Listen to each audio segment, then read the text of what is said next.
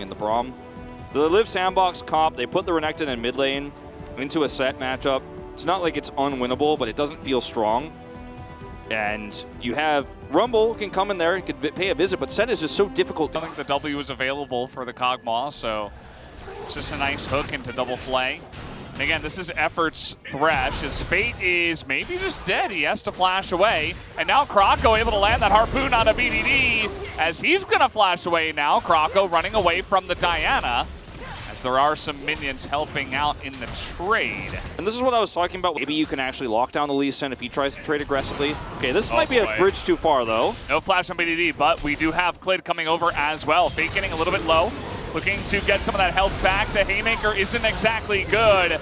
As First Blood comes in, Clid goes in for the kill, but now Fate looking to run down this Diana, who does have double buff, but Fate is Renekton and is easily able to win that trade and pick up the double buff for himself. Yeah, BDD, he got away with it the first Scuttle on the bottom side. The Diana took the top side, and now BDD's caught out again.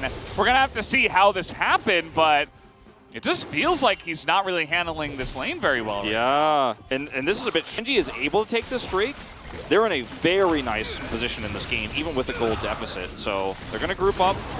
See the Lee Sin coming down. All right, well, just stacking for the death sentence makes it easy, but now the teleports are coming in. Effort in an awkward spot. Rascal looking for the kill on a Prince. This is what you were talking about. There's no peel for this Kog'Maw. He's going to go down eventually. Survives for a long period of time, but it does not matter. Now looking for the turn here is LIIV Sandbox as Kroko comes in, and he's burning literally everybody on the bottom side as Ruler is now on the run. And LIIV Sandbox, once everybody finally gets into the fight, they absolutely stomp gen.g and take down everybody but Ruler. And it's terrifying that this fight goes so well for LIIV Sandbox. Despite the early lead in the fight for gen.g, they're able to take out Prince, but it just doesn't matter with their comps, especially gen.g. This is just how this game is going to look, right? Okay, here we go.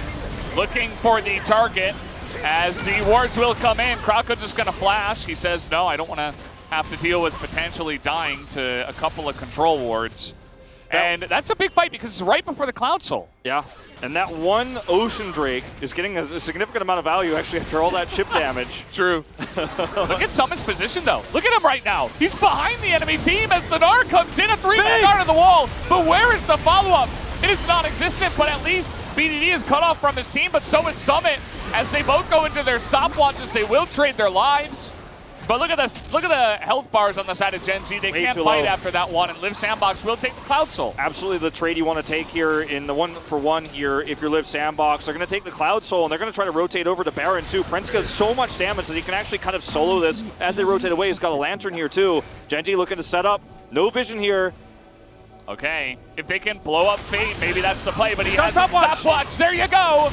There it is again. The best item in the game is now we're trying to assassinate Ruler. And Renekton takes down the Braum. This is just finally the tension has been ripped out of this game as LIIV Sandbox take everything, and now they're going to get the Baron. They're going to get the Baron too, and gen.g know it. Rascal's going to try to get a mid-turret for this. I mean, that's your only consolation prize.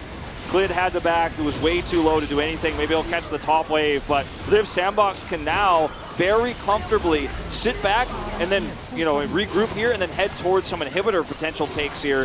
As this is going to be some extra gold, but that's way less significant than the pushing power they've had control of over the last 10 minutes of this game now becomes even stronger as they regroup. And I'm going to watch this fight one more time. This is just so well played from LIIV Sandbox. They have positional advantage. Summit's in the back. It's a triple here on the Gnar into the wall, and he's right in. It's such a position where he actually gets over the wall and is not under threat. So he buys so much time here, does so much damage, and it's really just BDD trying to stem the bleeding. But everybody takes so much damage, their health bars are so low, and I mean, Fate knows he has stopwatch. Like the whole time, he's like, no, I actually walk in blind, I stopwatch, we win this, their health bars are too low. Exactly.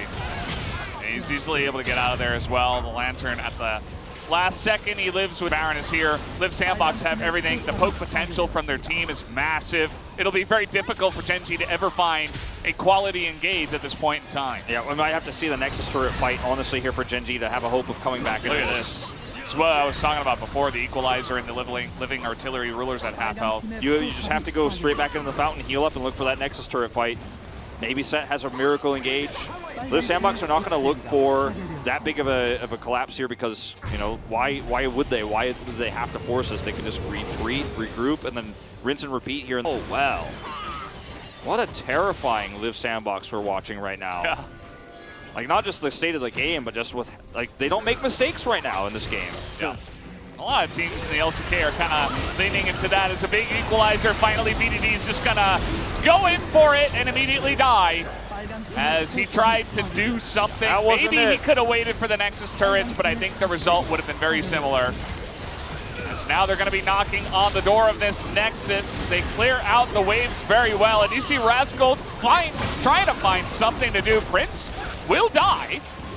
Just like that, you can see that Ruler is incredibly fed at this point in time. The rocket is not enough to kill him, but it will push LIIV Sandbox back and give gen.g another chance. One more chance is all they're going to get. 2 minutes to go on both Baron and Elder Drake here. Let's take this win in the team fight. Let's take down the last inhibitor potentially, or even just the turret and go with that. I mean, it looks like gen.g might have survived long enough to get an Elder Drake fight here. It's certainly on the cards right now. Yeah, survives. The flanking Rascal trying to come in, but Summit is able to hop away from that one. And the death sentence would have been exactly that, but he does have the stopwatch as the engage comes in. Nice counter engage. The Diana goes in, and they get the wombo combo. They get the backline. They fight Prince, but Fate is still alive. And now it's Summit 1v4, but he can't do it. And have they actually taken back this game? They need to potentially save their base. As Rascal's going to go back. They have to make the call. Rascal's going to go back. They're going to group for the Elder. There's still all of the inner turrets up right now, not to mention the inhibitor turrets here, as this is actually going to be very frustrating to deal with. Rascal comes back here. The base will be fine.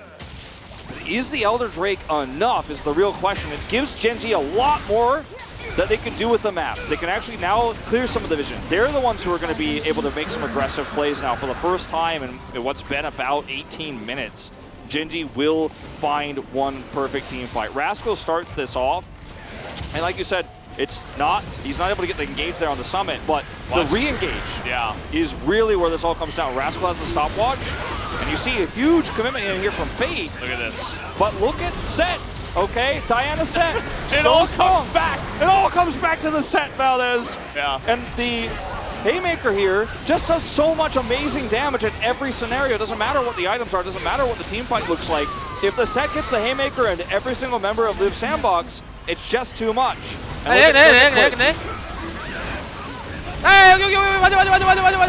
just like, this is it, right here. I mean, that's the power that we've been talking about the late game. You gotta look at LIIV. Yeah. We have the Baron going down here. Baron and Elder for a minute and a half. With Sandbox, we're thinking about pushing some inhibitors, but they're not able to. They're only gonna get this for LIIV Sandbox to make a mistake. Fate says, well, we can't fight them straight up for the next 30 seconds. He's gonna leave the Kog'Maw and the Rumble to clear the waves, as he's not going to be able to himself, and he will split push. Yeah. And here comes the teleport. And he might be forced to come back if they begin to push the Nexus turrets. And that is exactly what they're going to do. They're going into this one. The teleport is coming in from the Renekton. But now Summit on the backside, they still have the Elder for 10 seconds. And now they're able to take down the Gnar. And in goes the Renekton. He'll be taken out. And I think gen.g will be able to take this game down. The Elder is just too strong for the last 10 seconds. And they make it happen in 40 minutes. As they make a huge comeback to take this series and continue the undefeated streak. What a massive play from LIIV there to bring this game back. The Diana ultimate is just what they need.